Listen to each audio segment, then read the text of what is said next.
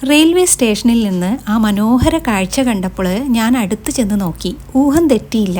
Katz ക്ലോ ചെടി കൊണ്ടുള്ള അതിമനോഹരമായ വേലി. ഇതിൽ മഞ്ഞ പൂങ്കുലകൾ വന്നാലുള്ള വസന്ത കാഴ്ച എന്തു ഭംഗിയായിരിക്കും. അമേരിക്കൻ ഉഷ്ണമേഖലാ പ്രദേശങ്ങളിൽ നിന്ന് കേരളത്തിലേക്ക് ഈയിടെ കുടിയേറിയ വള്ളിച്ചെടിയാണ് ഈ കാറ്റ്സ് ക്ലോ. പൂച്ചയുടെ നഖം പോലുള്ള ടെൻഡ്രിൽ ഉപയോഗിച്ച് പടർന്ന് കയറുന്നതിനാലാണ് ഈ ചെടിക്ക് ഈ പേര് ലഭിച്ചത്. വർഷത്തിൽ 2 തവണ പൂക്കും. മഞ്ഞപ്പൂക്കൾ ഭിത്തിയിലും മതിലിലും പരവതാനി വിരിച്ചതുപോലുള്ള വീഡിയോസ് ഇതിനകം വൈറലാണ്. എന്നാലേ ഇതൊരു അധിനിവേശ സസ്യമാണ് കേട്ടോ.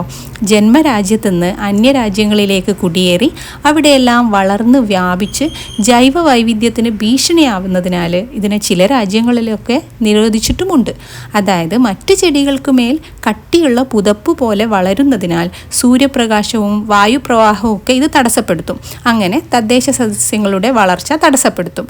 അതുകൊണ്ട് കറക്റ്റ് സമയത്ത് കട്ട് ചെയ്ത് ഒതുക്കി നിർത്താൻ കഴിഞ്ഞില്ലെങ്കിൽ ഈ കാറ്റ്സ് ക്ലോ പണി തരും. സോ അലങ്കാര സസ്യങ്ങൾ തിരഞ്ഞെടുക്കുമ്പോൾ പ്രത്യേകം ശ്രദ്ധിക്കണം. മണ്ണിൽ വിളയട്ടെ, നന്മ വളരട്ടെ.